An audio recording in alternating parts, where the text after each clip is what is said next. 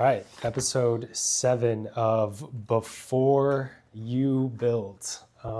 This episode is titled, What Happens Over Time? Before You Build is about the decisions that don't feel heavy yet, but eventually become the ones you're stuck with. Today, we're talking about what those decisions look like over time. Yeah. And I have Drew with me, who I have now worked with for, I don't know, Five years. years. Yeah. Yeah. Do you want to just tell me a little bit about your experience and what you do right now, and maybe just a little bit about, what where we're kind of headed in our thoughts in terms of how that overlaps with Mana Construction. Oh man. Okay. But you can just start with your experience. Yeah. Let's start with the experience. Yeah. So, 2021, I was a maintenance tech when you took over the facilities department, and we completely did like a 180. I mean, you sat me down. We talked about sort of what your vision was. I was 100% on board, and we completely revamped facilities for Mana development. That was about 5 years ago. You know, the first 2 years, everything was changing so quickly. But I think like when we got into like our third year, we kind of started to hit our stride and started working things out a lot better. Yeah. Yeah. I feel like it takes some time when you're moving a ship as big as Mana's to do anything, but especially in facilities. So thank you for taking the time to do that with me. Years of progress. Is there something that comes to mind before we drop into some of these questions? But is there anything that drops to mind that, like, maybe the wisdom that one thing that sticks out to you that's like a wisdom piece for facilities management, knowing that you've gone from being a maintenance tech to what you do now, which is managing mini cafes over a large territory. What's like one thing that sticks out as something you'd say is something you'd share as like a wisdom piece? My job is to solve problems. So always welcome. Like I always welcome the problems. Whoever calls me, texts me, email, like it's just part of the game. So just expect it. It's not anything to stress over. It's part of the job. And it's an opportunity. I have fun. So I really, really, really do not stress about facilities issues.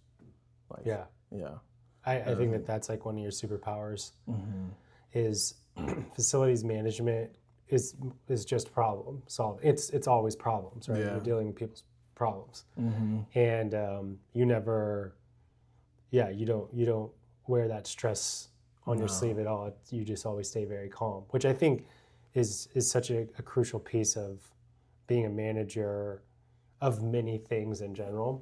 But you do that very well, especially in a place within our business that is stressful for many, and can really spin people out. So I think you do a good job of staying really level-headed and letting it be fun.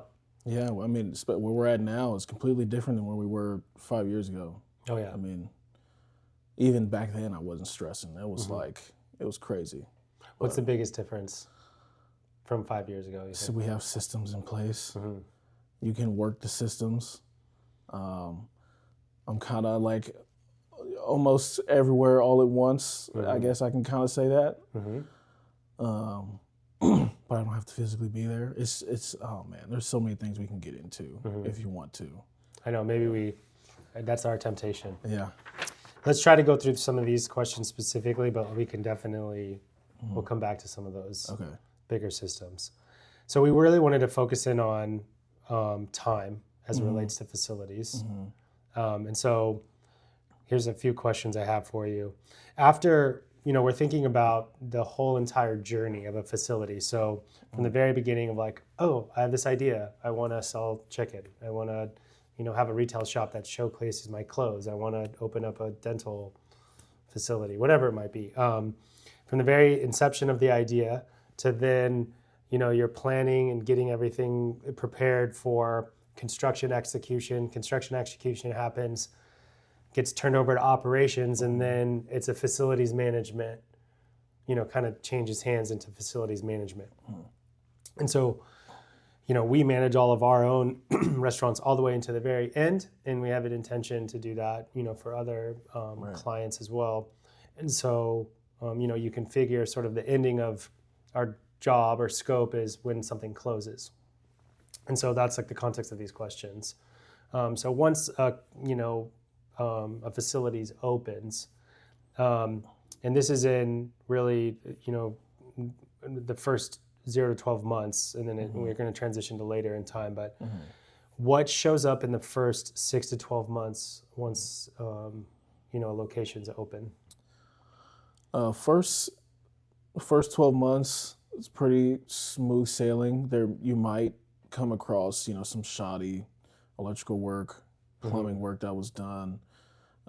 And that feedback can just be given back to the construction team so they know, hey, these contractors didn't do a good job. So there's that kind of feedback loop. But it's mostly warranty work, and that's really it. Everything's pretty smooth on the facility side first year. Yeah, I do remember, getting, you start to see whose work is done well pretty quickly, which it helps us make decisions on either to help shape them in the future for our jobs or choose someone else.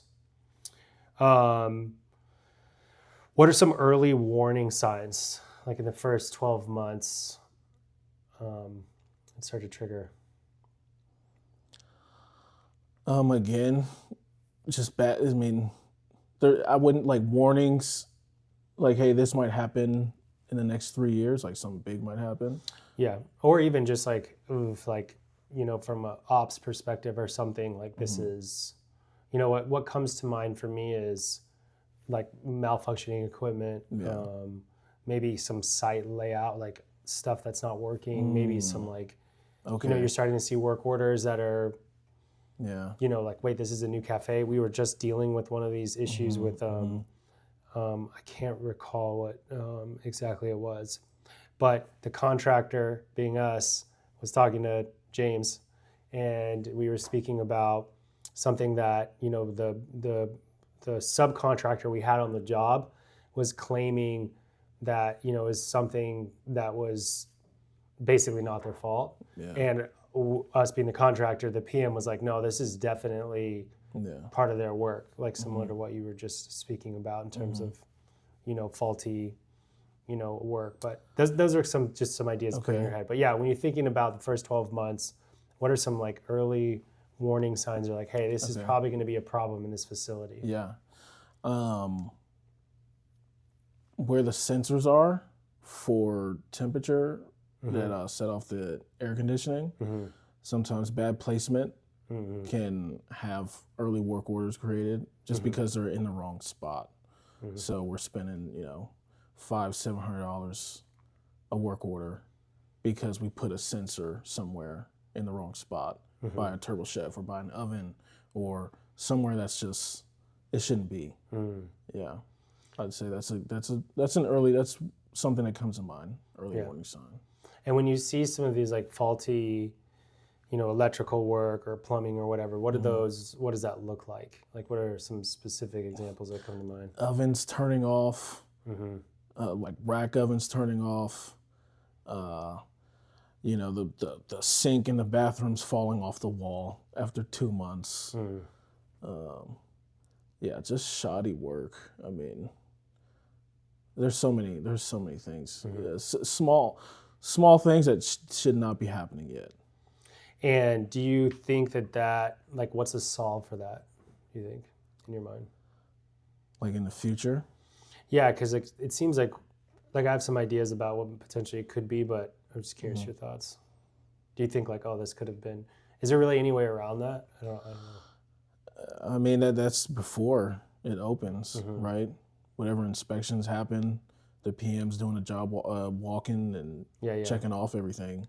That's really the only way. is to inspect it before even the cafe gets Yeah. open. Mm-hmm.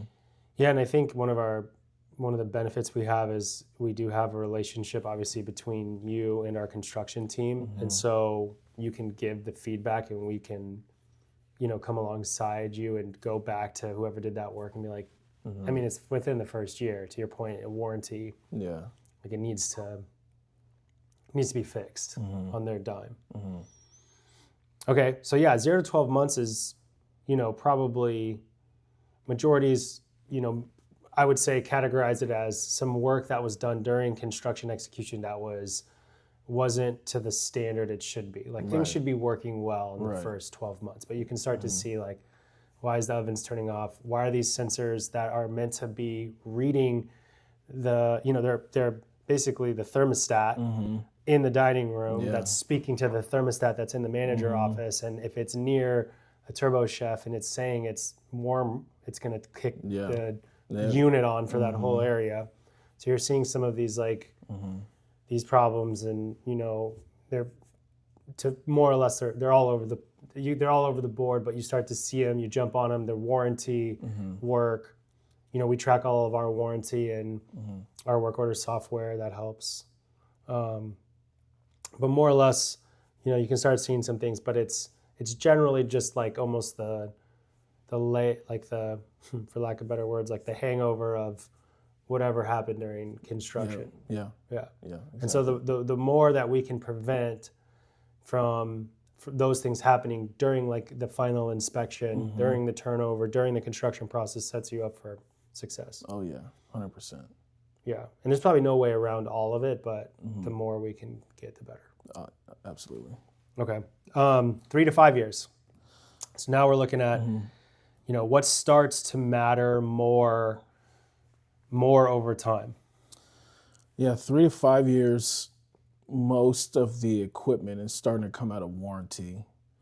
Like 90% of it's now out of warranty or coming out of warranty. So it's important that you have your PMs in place. You're looking at your reports and you're taking Preventative care. maintenance, yeah. Yep, and you're taking care of your assets. Yeah, I'd say that's the most important change. 3 to 5. Is equipment specifically starts getting out of warranty, and do you start seeing work orders on that equipment?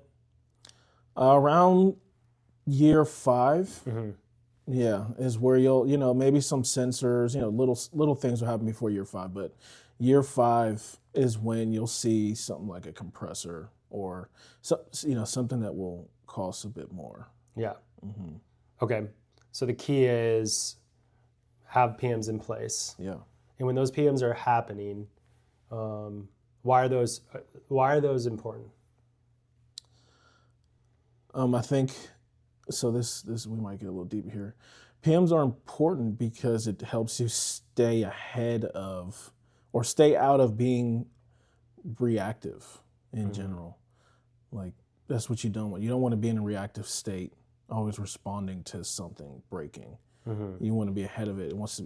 It's got to be planned, so things just keep running smoothly and nothing gets interrupted. So that's where PMs come in. It's the most. It's huge. It allows you to stay in the proactive versus reactive. And what's the danger of getting into the loop of being reactive? Operations are interrupted. Big unexpected bills coming at you. You feel like you're firefighting, right? Man, it's so many things. Yeah, I feel like once you're in that loop too, it's hard to get out of it. Yeah. It's much easier if you don't fall into it. It's almost like once you cross a certain line, the burden becomes so you start fighting like an uphill battle. Yeah. Yeah. Yeah, good point. Okay. So during this time, what decisions show impact later? So if you're, I think PMs is a good example. So if we drew that out, you would say, we're able to stay in the proactive. But what other decisions show up like in this time You're making decisions during these 3 to 5 year mark that is going to, sort of pay off or not pay off later down the line. I think that's I truly think it is about the equipment, like just how well you're taking care of it, right? You spent so much money on all this equipment for your restaurant or whatever it is you're doing. And I really think that it should be treated that way. Yeah. And so your mind goes, when we talk about a facility, we talk about it in two sort of distinct categories. Cosmetic, how it looks, how it feels, how it smells, and function. And your mind in 3 to 5 years is hovering more in function than cosmetic. Yeah, I think cosmetic will probably come after 5 years. The carpet may start to look worn, booth seats may be torn, maybe you want to update, but 3 to 5 years, you really want your equipment focused. Yeah. And you're wanting to have PMs on them. You're wanting to stay ahead of the issues. You're looking for, maybe even some of these warning signs that are different than the first 12 months. Okay. Yeah. So you're focusing on decisions specifically around equipment and that's what's really going to save you money down the line. When you get to year 10, I mean, you'll feel it. I mean, I think the savings, if you're getting ahead of things and you're taking care of your equipment, the money you save can help fund all the fun cosmetic upgrades and all the cool stuff you want to do. Yeah, because the function is always fighting for the dollars that cosmetic wants. And when you get down to like really strict prioritization, the function usually is the only, is the winner. Right. Doesn't mean that guest-facing issues in the front of house aren't important, but they just tend to slip up the list. Yeah. Okay. 10 plus years. What breaks down? Man, I would say so 10 plus years, most of your stuff should be replaced by then. I mean, maybe not like, your AC, that should last like 15, right? But your walk-in refrigerators, walk-in freezers, you want to start looking at those. Any refrigerated anything you want to start looking at to replace. And this is a question that we talk about a lot, but I want to hear your off the head, off your mind, quick response. Okay. Why are you advocating to replace equipment, even though it may be more expensive in a one-time bill than to repair and keep like these, older equipment, working, even though it might be like, a $1,200 repair on an espresso machine versus like a $12,000 replacement. Yeah. But you're choosing to replace when we're starting to get into this time. And why? Why is that?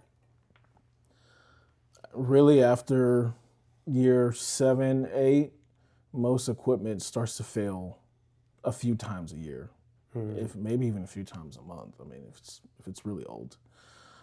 So if you take that and you draw that out over a few years, I mean, you're going to spend that same amount, that same dollar amount or more, rather than just replace it.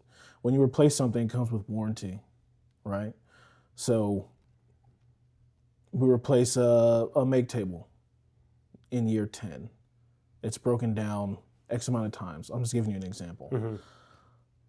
We spend $8,700, we get a new one. We don't pay any repair costs for 3 years, 3 to 5 years. So all that money saved is, it's always going to be the cheaper option to replace than just keep repairing. And we've lived this, candidly. Why is it hard for an operator to pull the trigger on the bigger expense, the bigger, choosing? Why is it harder to choose to replace than it is to repair? The dollar amount, right? But like even psychologically, would you say? Like more even, like more ethereal? I think if they've always operated that way, it might be harder for them to change their, to change that. But if you have someone like a facilities lead, like showing you, try to like we try to make it easy for the leadership team here. Like, hey, let's make it easy. Let's show them how much you spent over the last 2 years on this. Right. It doesn't make sense. Right. Look, here's some pictures. Look at this thing. Is this our standard? Right. Yeah. Well, and I think it kind of begs the question of how, I think in restaurants, and I would assume, far more than just restaurants, your emotions, and I just was talking to, this came up when choosing a location. Your emotions can kind of steer you in the wrong way. Like it can make you feel like today, the most important decision is that I repair this piece of equipment and spend less because I can't afford it right now. And maybe there's situations where you really can't afford it, but you're basically just compiling, you're creating a snowball effect that's going to catch you. If it's not today, it's going to be, it's coming. You're not avoiding the problem. I'm sorry, you're avoiding the problem. You're not dealing with the underlying issue. Yeah, I think an operator would feel more comfortable if there's a plan in place for if you're getting 2 years out, right? You know what's coming, right? You have a list, you can see, or a year, 2 years, and you can see clearly, okay, I know what's happening, right? Rather than in the moment, hey, repair or replace right now. Obviously, they're going to want a cheaper option, right? Right. But I think it's our job to show the operator, hey, here's a plan. Like, and I think that makes it easier for an operator to decide. Okay, yeah, why is it? Control, right? That's what they all want, control. If you have a plan in place, 24-month plan, and you know what's coming down the line, you feel more in control. And that makes you not feel you are more in control. Yeah, you are. And that's a great rabbit hole to get into. So what is the perception of control? Like, why is that so important? Because I guess in my mind it goes to, okay, we're safe, we're making wise decisions, we're setting us up for success. That's what control means. That's why I think it's important for me. Would you say it differently? Like, how would you articulate that? Why is it important? So important? No, I'd say it pretty similar. If you have, so I'll give you an example. We're going to spend $60,000 at a location, right, to replace, upgrading some ACs. Do you think if all three went down at the same time, which they were going to, right, this year, next year, at some point, all three we're just gonna crap out. Knowing it's coming, I think gives an operator like way more sense of control. Like, okay, I'm taking care of this now before it becomes an issue later, rather than, all right, man, I got a $60,000 bill I got to take, or the roof over at Joplin, right? If you knew ahead of time, I think everyone just feels way more in control. Yeah. I mean, I think that's one of the reasons we built our system the way we did, which was if we talk about the needs that are there, we're bringing forward what's going to happen. This isn't like a, unexpected thing. Like we're like, hey, look, this is going to happen, to your point. And there's many of those instances where if we choose to pass on replacing and we're going to choose to repair, like this is going to continue to be an ongoing issue. And so we chose to do it in a way where all the needs across all of our locations are readily available in a centralized place so that we can sort them and make decisions on them. Yeah. Which is control. And we have to make the hard choices of like, okay, right now, are we going to do this, or are we going to do it a month, 2 months, 3 months from now? And depending on where our cash is, we're going to adjust that plan as we go. And you've lived in the consequences of those, both positively and negatively, when we make decisions to not do it, and then it comes back up, again and again. Yeah. So Yeah, but yes, that's true. But the ultimate goal was to give the operator control, right? The operator can pick. The operator sees. Right. Yeah. So, I mean, I'm happy that we achieved the goal for the most part. So. Yeah, and I think you're in the point now where you're not just thinking about how do I give need, like how do I talk about the needs. Now you're saying, how do I organize the needs in a way that's going to be convincing enough to change operator decision making. And it's not as simple as, here's the need, to your point, let me show you this over the course of 2 years. And now you're getting a deeper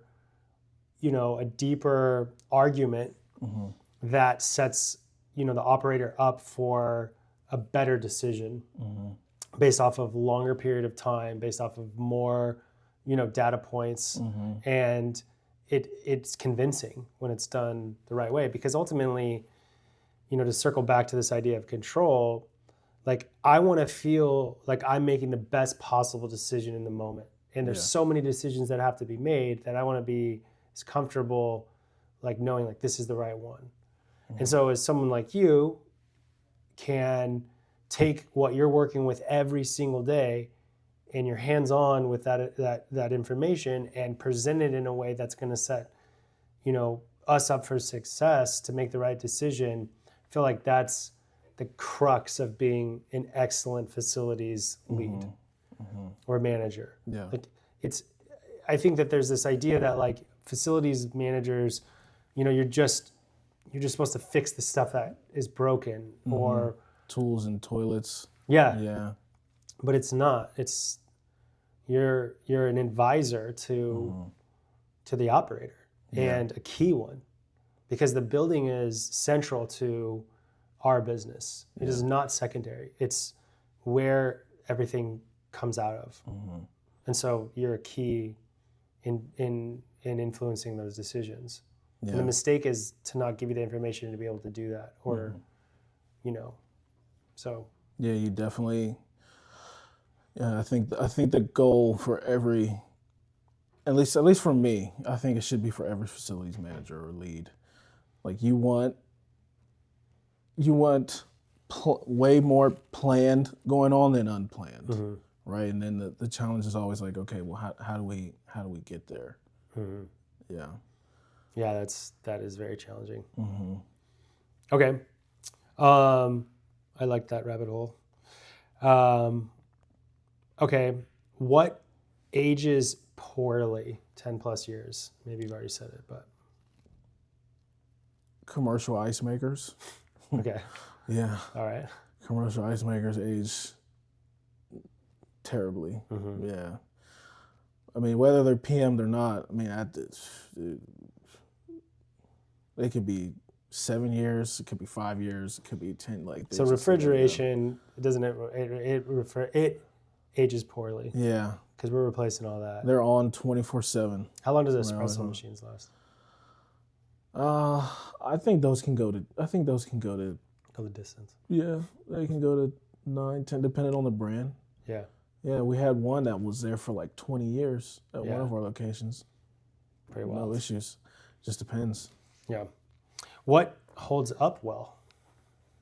What ages well? What holds up well? Probably your HVAC equipment. You take good care of it. Water heaters. Commercial water heaters can. Yeah. I saw one the other day. It was 20 years old.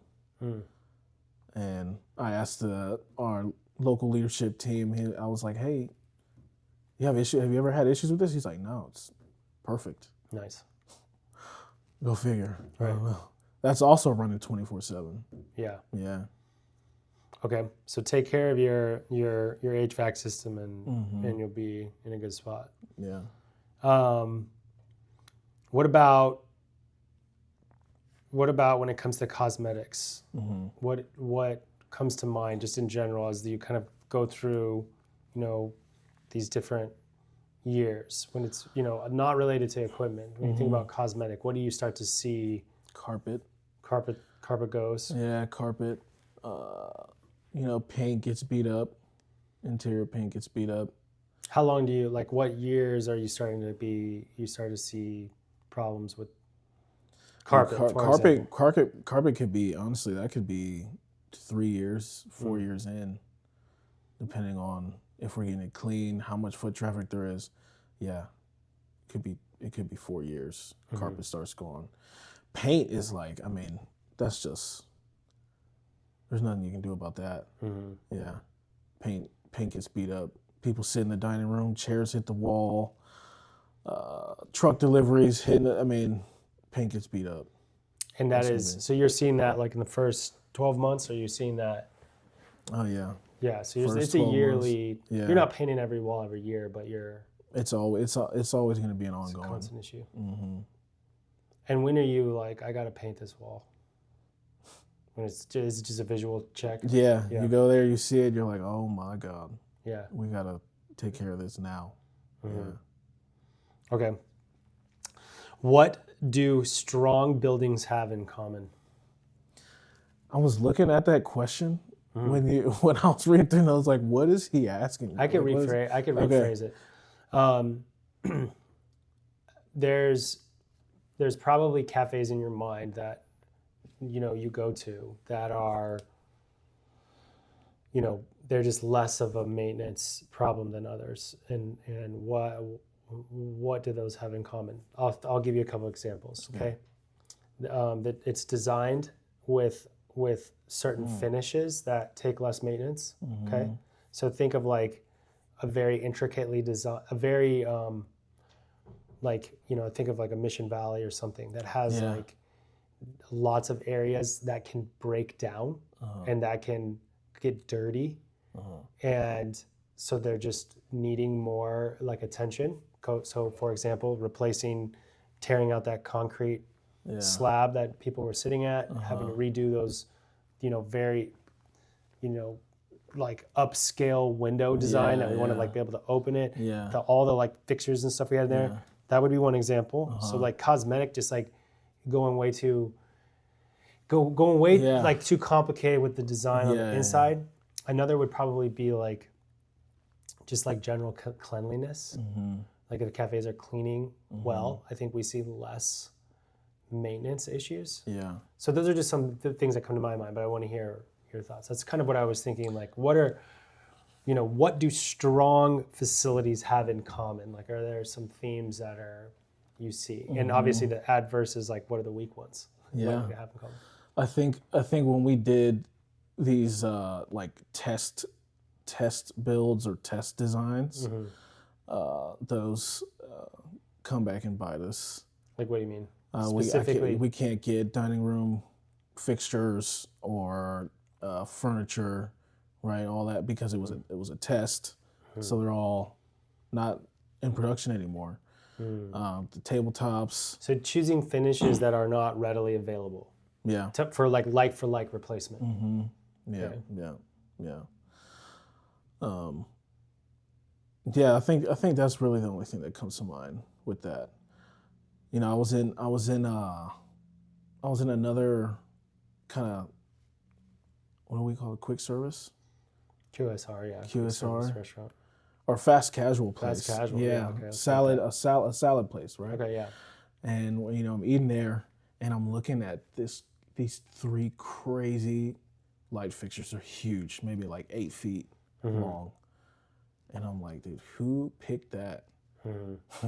You can't get that thing anymore. That thing goes out. Who makes that? Yeah. Yeah. What are you gonna do? I was looking at some of the millwork that they picked. And I'm like, man, I know that's gonna be an issue. That's not made anymore. That was a one-time thing. Who supplies that? So let's camp on finishes then for a second. What finishes Let's talk about finishes. Okay. What set you up for success? Like, what are some good and what are some bad? For me, like it's like cabinetry around wet beverage stations. I think is just a huge miss. Like wood specifically. Yeah. I don't like it. Yeah. I think it gets dirty. I think it gets ruined fast. I think of like a Coronado. You know, it's like we have those nice like millwork, and I mean, how many? I think we've had to replace it a couple times. Yeah. Yeah. Is there anything that like finishes wise stands out where you're like, just this always just keeps countertops? Okay. Get stained. Just look dirty. The countertops. So maybe I don't know if it's the material. I don't know, but countertops for sure. Those bug me when I go into a cafe. They're always stained with coffee or juice or. So you got to choose a material that can, if you're having coffee, you're having, drinks. You need to make sure that that countertop is built for that to last. The tabletops that we have a huge different variety of tabletops. And it seems like the original ones that we had stand up the most. Those Forbo ones don't really work. Those wood ones, we got to get revarnished, right? Yeah. It was like the vinyl. Like I know what you're talking about, but it's basically a vinyl top. Those things have lasted 20 years. No problems. If you were to build a brand new restaurant, you can pick your own finishes, knowing what you know. What would you choose? Ooh. And I'm not saying get like, I'm not trying to learn like your style right now. I'm trying to learn like, where would you compromise on look and whatever for durability? Yeah. What's always going to be available? Okay. That's a big priority. What's easily like for and like readily available? Okay. Like what's available? Like I can get tomorrow, right? For most stuff, right? Your tables, your chairs, your lighting, ceiling tiles, all of it. What is in mass production that I can just go grab? And is that partly because it's hard to find things and it spends a lot of time doing that, and then you pay more? Okay. Or you can't find it at all. Yeah, then you just have to. Trouble. Yeah.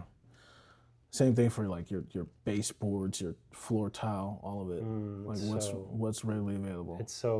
That's a very insightful key. Like that's deep in the weeds, but like so true. I was at a deli yesterday, and I was looking at all their finishes. I thought it was really well done. Obviously, you don't know what it's going to look like in 5 years. Yeah. But to your point, there were some things I've never seen in there, which makes me think. Yeah, there's probably not much of those going around 5 years from now. Yeah. Because you have to think about your building over 20 years. Yeah. What's going to last the 20 years? And if it doesn't, can you replace it and it look similar?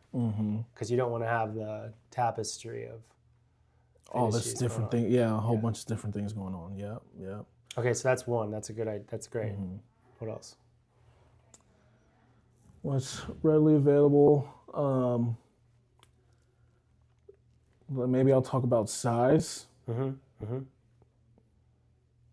How much square footage do I really need? Like, I think some of our locations are just way too big for what, like, why? Why so big? So square footage would be huge. Why does that matter to you from your perspective? I think if you're in a nice sized place that makes sense, not too big, it's easier to clean, easier to see everything, easier to keep everything clean. The bigger the building goes, at least from what I've noticed, it just doesn't look as clean as other buildings. It just makes for more potential areas of. Yeah, it's harder to clean. And you get a bit of a cafeteria feel when it's too big. Like in the dining room space specifically? Yeah. I feel like you walk into a cafeteria sometimes, right? There's all these tables everywhere, people moving around. right? It looks a little crazy. So I'd go smaller. Yeah, less table, less square footage. So you're gonna pick finishes that you can easily sub in and out when they break down. You're gonna go smaller. You're gonna optimize you're gonna go small as you can, but still be able to have room for your trash. Of course. Yeah. Which is a problem sometimes. That's true. That's true. What else? I'm just trying to drain this thought. If you're through it, then no pressure. But Obviously a drive-through. you want to drive through. Yeah, Why is that? obviously a drive-through. Well, you have smaller dining room space. Drive-through. And people love drive-throughs. If there's ever a drive-through, rather than go in and get the food, I'm taking drive-through myself. So maybe that's just a personal thing. I don't know. No, you're right. Okay. And yeah, I think you're gonna pay more for that drive-through space though. That's fine. It's gonna pay off long term. Yeah. Oh yeah. And I do a standalone building, like no malls or. So you're gonna pay more for the upfront cost to get it built. You're gonna pay less in rent in that scenario. So, but you're gonna take that risk. You like the freestanding. Yeah. Why is that? You have the land. You don't have neighbors. You don't got to deal with property management. You don't got to deal with the landlord. Oh, you want your own bill. You want your own. Yeah. Building. I got it. Yeah. Okay. No mall management. No crazy. It's just so much easier to get stuff done when it's a freestanding building. Yeah. Okay, I like it. Okay. All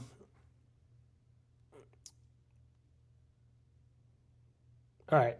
If you could go back to day one, what would you think about differently? To day one. Like if you were to, start this, and maybe this is, a lame question, but if you were to take all of your knowledge and experience and apply it from when you first started working in this job, when you just began, what would you do different? I would, maybe I might sound crazy. I would truly dial in on the equipment. I think that the amount we pay in refrigeration a year is crazy. It's crazy. So that'd be my first go-to. Maybe not surveying all the cafes, right? From outside and through into, like kind of how we've done. I'd dial in on equipment first and take care of that immediately. Right. What would that look like? Group them by age. If you can, compile how much we spend on each piece, and then make a case on, build a 2 to, if you can get 5 years out, great, but at least a 2-year plan on hey, this is what we're doing in the next 2 years for equipment. I think I'd do that first. And then when would be the right time to survey? What do you mean? When would you want to know what, of all, you said that the priority would dial in the equipment, but I'm curious, when would you want to look at everything else? I mean, immediately after. I'm only saying that because I think that's where we would have the most impact. No, I mean, I hear you. I'm intrigued by the thought of really dialing that in. Well, obviously, we'd have to tease out what that means, but it's interesting to think of starting there, and then hey, trust us. We've been through this before. Yeah. Let us get this dialed in, because this is where you're going to spend the most of your money. Yeah. And as we feel comfortable with knowing really what we're dealing with here, we're going to survey the rest of your cafe and start to piece together the full picture. Yeah. I think the cost savings just from doing the equipment could really, I really do think that would fund all the cosmetic upgrades that you want to do. If you want to refresh, remodel somewhere, no carpet, I think taking care of the equipment first pays for that in the long run. And how do you convince an operator to spend that money and not put it elsewhere? Because you're saying it as if like when you save money, you're just going to go now do the cosmetic naturally. If it's planned already, right? If it's already, if you come to an operator with like, hey, dude, here's my 3-year plan, Right. right? First 18 months, here's what I'm doing. Here's how much you're gonna save. Year 2, I want to do cosmetic upgrades here, and here. And you're like, I think that this is the best time to do it because we would have saved this.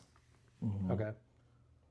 And I think, depending on who the operator is, I don't know what the pushback would be on that, but I think just to use the cash somewhere else. And just use it somewhere. Okay. Yeah. That would be I'm just saying, like, that would be the only pushback. Okay. Save well, it. You presented your plan. Yeah. No, Yeah, I think what you're saying is legit. I'm just saying that would be the only rebuttal. Like, oh, okay, you saved me money. Why do it now? I need to do it. Yeah. On this. Yeah. It's like, it doesn't mean that just because you save money now you're going to have the budget for cosmetic. That's why I chose to do the surveying first. Because I felt like if I disintegrated it, then it wouldn't, like, that funds don't just like all of a sudden give back to facility. Gotcha. I wanted myself to feel the pain of looking at a sign that's burnt out or tabletops that are carved into. I wanted to have to sit in that tension, because I believe that when you give operators monies back, they tend to take it, because in the restaurant industry specifically, but I mean in other, you're tight. Yeah. And you have other demands. So it's like this challenge of, but I think it's wise to take care of your equipment first. I do. Yeah. I think you just have to quickly get the other pieces to the table so that people can see it. Yeah. I think if you get 5-10 years in and you haven't been paying attention to it, that, like we were talking about earlier, that's when it becomes an uphill battle. Yeah, you don't want to, you're basically preventing the snowball effect or the reaction, working in the reactive loop. You're like, we got to prioritize that first. Yeah. That is the biggest danger. It is what can be, essentially the biggest expense and burden. So let's just figure that out, and then we'll integrate this cosmetic piece, which won't happen too much after that. It does take a lot of work to, if you have a large portfolio, really to get your hands around the equipment. Hopefully you have a software that's been working that data for a while, but if not, then you're already, it's a bit of a, it takes some time to get all that information, but it's worth it, of course. I think it frees up at least my headspace too. If most of what I'm doing is already planned, right, or kind of working on its own, than me dealing with things in the now every day. Right, I've got 50 stores, 49, and it's so much easier when things are planned. Right, when it comes to equipment, because of course. Yeah. Well, and even just when you're trying to line up vendors and order things, and if you're, like we're playing with the idea of backing up our approval a couple of weeks so that you have more time to react. Yeah. Well, I think this is a good first conversation. I think there's many more. And I think we probably, could kind of pull out different themes as we go. Yeah. Because like a lot of these are just such good, there's so much to discuss. And one of the conversations I want to have with you, and we can talk about this offline, but like even just like a very theoretical deep dive on like facilities maintenance, like not getting too much into the weeds of the like practical what we're doing, but like thinking like really philosophically around what it means to manage facilities, because it's so misunderstood. There's so many, like it's like you're either operating at this like level, I'll call it like level 1, which is you're just fixing things. Yeah. And then you could go way to like level 10 where you're really sophisticated in how you do things. And you are a key player in making the business succeed. Oh, 100%. I have so many thoughts on that too. I know. That's what I'm saying. Like I want to have that conversation. So on camera, or if for us at least, that's our accountability plug, to have that conversation at least when the time's right. Okay. Cool, man. Let's do it. Thank you. Yeah. All right.